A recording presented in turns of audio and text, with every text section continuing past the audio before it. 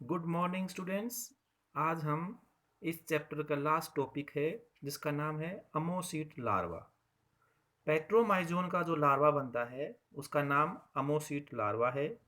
तो ये जो लार्वा है इसकी क्या स्ट्रक्चर है, इसमें क्या क्या इसका डेवलपमेंट होता है, और फिर इसमें मेटामॉर्फोसिस के बाद इसमें क्या क्या स्ट्रक्चर्स नहीं बनती हैं या कुछ पुरानी स्ट्रक्चर्स डिलीट होती हैं, उसके बारे में हम अध्ययन करेंगे। पेट्रोमाइजोन के अंदर जो है, जो एडल्ट के अंदर जो सेक्सिस होते हैं वो सेपरेट होते हैं, यानी कि या तो वो मेल होता है या फीमेल होता है। जबकि इसका जो लार्वा होता है अमोसिट लार्वा, इसमें हर्माफ्रोडाइटिज्म मिलती है, यानी कि इसी के अंदर मेल और फीमेल दोनों के गोनाड्स प्रेजेंट होते हैं। लेकिन सेक्सुअल मैच्योरिटी के ऊपर जो होता है उसकी अब्डोमिनल कैविटी के अंदर फुल जो बच जाती है सिर्फ एक ही लार्ज गोनाड के द्वारा होते हैं। ठीक है, और यहाँ पर कोई भी जेनिटल डक्ट भी नहीं होती है। और फिर जो ये एग है या जो स्पर्म है वो गोनाड से सिलोम में जाते हैं। कैसे? जेनिटल पोर्स के द्वारा आते हैं। ठीक है, और फिर वहाँ से यूरिनो जेनिटल साइनस में जाते हैं, और फिर वहाँ से यूरिनो जेनिटल जो पोर है उसके द्वारा बाहर पानी में आ जाते हैं। तो इसमें स्पर्म और ओवा दोनों ऐसी ही बॉडी से बाहर निकलते हैं। मेल लैम्प्रे जो होता है उसके अंदर सिर्फ एक ही टेस्टिस प्रेजेंट होता है, जो कि दो टेस्टिस जो होते हैं उनके फ्यूजन से ये बनता है। ठीक है, और इसके अंदर जो है फॉलिकल्स प्रेजेंट होती हैं जिससे कि मेल गैमेट का निर्माण होता है, इसको हम स्पर्म कहते हैं। ठीक है, ओवरी भी इसके अंदर एक ही ओवरी होती है जो कि मिड डोर्सल जो बॉडी वाल होती है उससे मीजो ओवेरियम नामक स्ट्रक्चर से अटैच होती है। और ये जो ओवरी है यह भी दो ओवरी के फ्यूजन से बनती है। लैम्प्रे के अंदर जो है फर्टिलाइजेशन जो है वो एक्सटर्नल होता है। तो स्प्रिंग सीजन है या जो समर की जब स्टार्ट होती है तो लैम्प्रे जो होते हैं वो सेक्सुअली मैच्योर हो जाते हैं, और वो फिर फ्रेश वाटर जो स्ट्रीम्स हैं, रिवर हैं, ये वहाँ पर पहुँच जाते हैं। वहाँ जाने के बाद जो मेल है वो एक नेस्ट सा बनाता है, एक सर्कुलर सी, एक राउंडेड सी एक डिप्रेशन या एक गड्ढा सा बनाता है।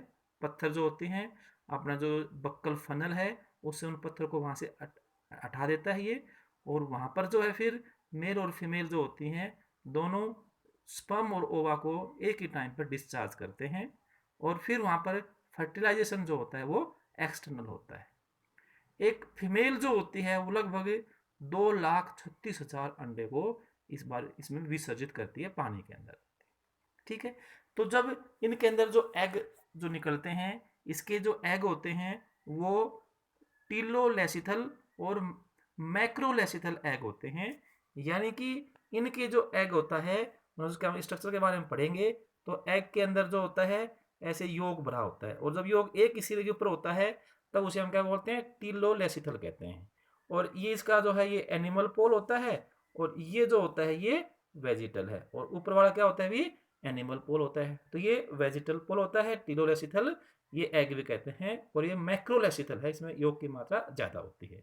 जब इस एग का क्लीवेज होता है जिसको हम विदलन कहते हैं, तो ये जो विदलन है ये अनइक्वल होता है, क्योंकि इसमें जो योग की मात्रा जो है, जो जिस एरिया में योग है वो ज़्यादा है और बिना योग वाला एरिया कम होता है। तो इसमें अनइक्वल होता है क्लीवेज, और होलोब्लास्टिक होता है। होलोब्लास्टिक हम लोग क्या होता है, पूरी लेंथ में जाता है, लेकिन जो ब्लास्टोमियर बनते हैं वो एक ही साइज के नहीं होते। कुछ ब्लास्टोमियर बड़े होते हैं जिसको हम मैक्रोमियर कहते हैं, और कुछ क्या होते हैं? छोटे होते हैं जिन्हें हमें माइक्रोमियर्स कहते हैं। इसके बाद इसमें गैस्ट्रुलेशन होता है जो कि इनवेजिनेशन के द्वारा होता है। फिर इस गैस्ट्रुला जो बनता है इसका जो ब्लास्टोपोर होता है वो एनस के अंदर डेवलप होता है। ये हम पता है, जिसके अंदर जो है ब्लास्टोपोर अगर उससे माउथ बनता है तो उन्हें हम प्रोटोस्टोमिक एनिमल कहते हैं, जो कि लोअर एनिमल हैं। और यहाँ पर ये क्या है? ड्यूट्रोस्टोमिक एनिमल होते हैं, और इसके अंदर ऐसे डेवलपमेंट होता है, और फिर इसका एक लार्वा का निर्माण हो जाता है जो कि अमोसीट लार्वा कहलाता है। यह लार्वा शुरू में ट्रांसपेरेंट होता है, और ये बिल्कुल एडल्ट से अलग होता है, और इसीलिए इसको शुरू में एक अलग जीनस में रखा गया था जिसका नाम था अमोसीटीज। ठीक है, लेकिन बाद में ये पता लगा कि ये एक अलग क्लास है, साइक्लोस्टोमेटा का ही पेट्रोमाइजोन का ये लार्वा होता है। ये लार्वा जो होता है शुरू में 7 मिलीमीटर लगभग इसकी लेंथ होती है, और ये वहीं पर अपने नेस्ट जो बनाया गया है उसी के अंदर रहता है। और जब ये लार्वा 15 मिलीमीटर लेंथ का हो जाता है तब ये उस नेस्ट को छोड़ देता है, और एक ये जैसे कि एम्फियोसिस के अंदर बनती है यू या वी शेप की एक टनल बनाता है, एक बनाता है जिसके अंदर ये रहता है। लार्वल जो पीरियड होता है ये 3 से 7 साल तक का हो सकता है। ये अलग अलग जो स्पीसीज होती हैं उसमें ये लार्वल जो पीरियड होता है वो अलग अलग होता है, यानी कि ये इसकी एवरेज जो हम 3 साल से 7 साल तक जो है लार्वल जो है उसको हमें मान सकते हैं। ठीक है, अमोसिट लार्वा के अंदर जो होता है ये इसके बारे में बताया गया कि यू शेप बुर्रो या जो मड है उसमें ये बना के रहता है, ये अमोसिट लार्वा होता है।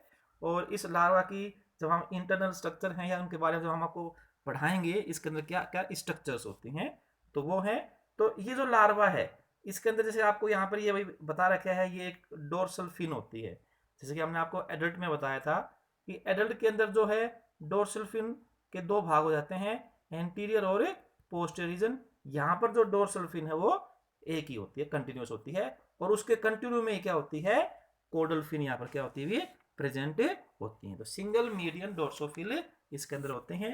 ये जो जीव होता है यह है ब्लाइंड होता है, क्योंकि इसकी स्ट्रक्चर्स आप देखिए भी इसकी बॉडी के भी 3 भाग होते हैं, ये हेड है, ठीक है, फिर ये ट्रंक है और फिर ये टेल का रीजन आता है। इसके बॉडी की ये 3 हिस्से इसकी बॉडी के अंदर क्या होते हैं भी हेड होते हैं। जब हम इसके हेड के बारे में जो स्ट्रक्चर्स बारे में करते हैं तो हेड के अंदर क्या होता है यहाँ पर जो एक ओरल हुड नाम की क्या होती है इसमें स्ट्रक्चर बनती है। ठीक है, ओरल हुड जो होता है इसकी अपर लिप जो होती है उससे क्या बनता है ओरल हुड, जो माउथ को चारों तरफ से कवर करता है। और यही स्ट्रक्चर ऐसी ही स्ट्रक्चर ब्रैंकियोस्टोमा के अंदर मिलती है, और माउथ के नीचे जो इसमें है इसके लोअर लिप इसके अंदर मिलती है। ठीक है, और ये जो जीव जंतु होते हैं ये पानी के अंदर जो है जो भी ऊज है या जो माइक्रो ऑर्गेनिज्म होती हैं उनको क्या करते हैं ये फीडिंग इसके द्वारा इसमें होती है। इसके अंदर जो है सांस लेने के लिए जैसे यहाँ पर ये बताए गए हैं 7 जो है गिल स्लिट्स मिलते हैं। ठीक है, ये इसके हेड रीजन के अंदर जो है 7 पेयर्स ऑफ गिल पाउचेस होती हैं, जिसमें गिल स्लिट्स जो होती हैं अंदर की साइड में फेरिंक्स में जो ओपन होते हैं इंटरनल गिल स्लिट के द्वारा, और बाहर की साइड में ओपन होते हैं वो एक्सटर्नल गिल स्लिट्स के द्वारा। इसके अलावा यहाँ पर एक और बात भी है कि ये जो गिल स्लिट्स होते हैं ये फेरिंक्स के अंदर मिलते हैं। ठीक है, और इस गिल स्लिट्स के चारों तरफ एक ब्रैंकियल बास्केट बनता है, और वो जो ब्रैंकियल बास्केट जो होता है वो उसमें काफ़ी मसल्स होती हैं जिससे कि वो एक्सपेंड और कॉन्ट्रैक्ट होता है, यानी कि ये फैलता है और सिकुड़ता है। उसके द्वारा जो होता है इसके अंदर माउथ से पानी अंदर आता है और एक्सटर्नल गिल स्लिट से क्या होता है इसे बाहर निकल जाता है। ठीक है, जबकि एडल्ट में आपको हमने पढ़ाया था कि एक्सटर्नल गिल स्लिट से ही अंदर जाएगा और एक्सटर्नल से ही बाहर आता है। क्यों? क्योंकि वहां पर माउथ जो होता है वो सक्टोरियल होता है, चुस्क के रूप में काम करता है, वो बड़ी मछलियों से क्या होता है वो चिपक जाता है। तो यहाँ पर ये अलग अलग काम आते हैं। इसमें और ब्रैंकियोस्टोमा में क्या डिफरेंस है कि वहां पर वो सीलियरी फिल्टर फीडर के रूप में काम करते हैं, सीलिया जो है वो वाइब्रेट करते हैं, उससे वाटर करंट अंदर घुसता है, जबकि यहाँ पर जो है ये काम है मस्कुलर होता है। ऐसा क्यों होता है? क्योंकि इन जीवों के अंदर जबड़े होती नहीं है और ये बड़े साइज के जो पार्टिकल होते हैं उनको इनगल्फ करते हैं, और इतने बड़े साइज पार्टिकल को अंदर लाने के लिए ज्यादा फोर्स की जरूरत पड़ती है जो कि मस्कुलर एक्टिविटी द्वारा उसको हमें कर सकते हैं। ठीक है, तो ये मस्कुलर एक्टिविटी से होता है लेकिन सीलरी एक्टिविटी से नहीं होता है जैसे कि ब्रैंकियोस्टोमा में होता है। ठीक है, तो ये लार्जर फूड पीस को इनगल्फ करने के लिए होता है। इसके अलावा जब हम इसकी इंटरनल जो स्ट्रक्चर हैं जब उनको हम देखते हैं तो इसके अंदर जो है हार्ट भी होता है, लीवर भी है। ठीक है, ये सभी जो स्ट्रक्चर्स हैं ये यहाँ पर इसके अंदर प्रेजेंट होती हैं। जैसे कि बच्चों देखिए ये हार्ट है इसके अंदर, ठीक है ना, और ये लीवर है, ये गोल ब्लैडर भी यहाँ पर बन गया है, जबकि आपको हमने बताया था कि एडल्ट के अंदर गोल ब्लैडर नहीं था। ठीक है ना, तो यहाँ पर जो है ये बन गया है, थोड़ा सा इसमें स्टोमक दिखाया गया है, ये है। और किडनी जो है ये प्रोनेफ्रोज प्रकार की किडनी बनी है, ये यहाँ पर बचे हैं, यानी कि इसमें ये यूनिफेरस ट्यूबुल जो है एंटीरियर हिस्से में होती हैं, मेसोनेफ्रॉन्स में क्या होती है, ये बीच के इसके अंदर ये बनती हैं। ठीक है, ये इसके अंदर नोटोकोड है, ये सभी जो इससे इनके अंदर ये प्रेजेंट होते हैं। यहाँ पर ये आईज हैं, आईज जो होती हैं वो रिडन स्किन के अंदर क्या होती हैं, वो हिडन होती हैं, पेयर्ड आईज होती हैं, लेकिन वो देखने में काम में नहीं आती हैं। इसके अलावा यहाँ पर जो अनपेयर है, मीडियन जो पाइनियल आई है, वो भी वेल डेवलप हो जाती है। लेकिन पाइनियल आई से आपको जैसे मैंने पढ़ाया था, एक हाइपोफेशियल सैक बनती हैं, और जो नसल सैक बने थे वो अभी इसके अंदर डेवलप नहीं हुए हैं। तो ये इसकी एक स्ट्रक्चर है। इसमें हार्ट है जो कि पेरिकार्डियम से कवर्ड है, लेकिन ये हार्ट जो है यहाँ पर ये सिलोम से कनेक्टेड होता है।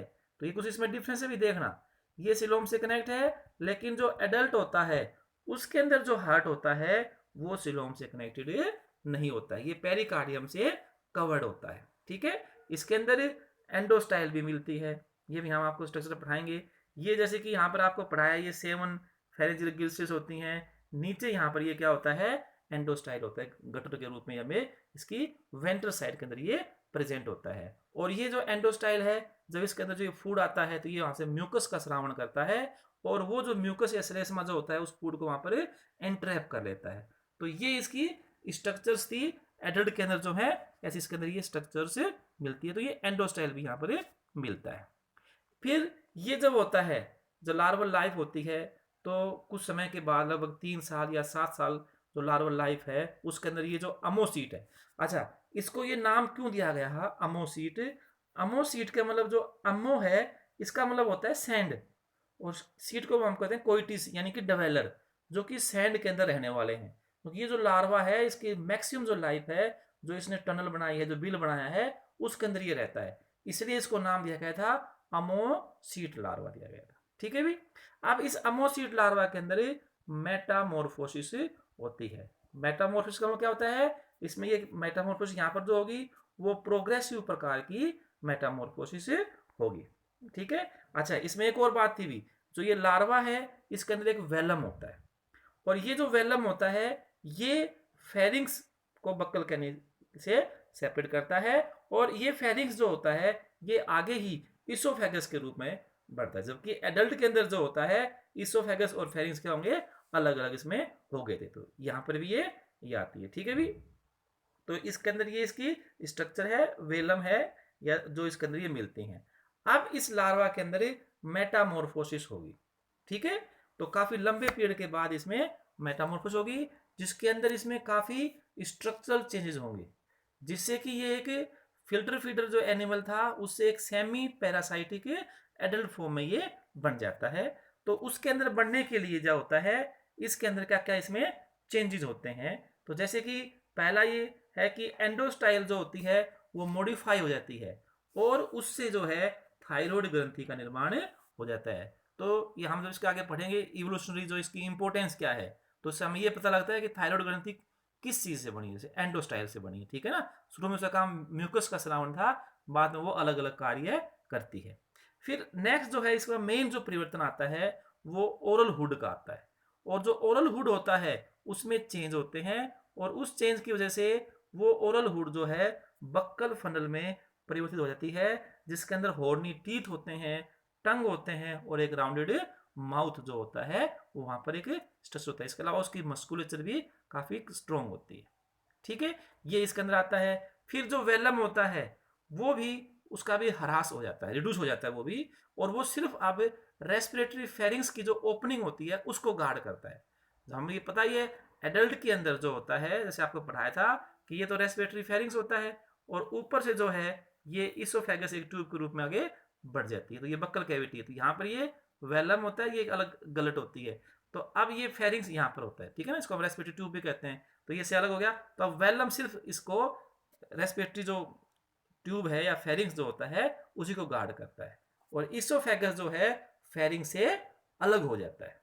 ठीक है, इसके अलावा इसके अंदर जो गॉल ब्लैडर है, ठीक है, और बाइल डक्ट जो होती हैं जो लीवर से बनती हैं वो भी इसमें डिसअपियर हो जाती हैं।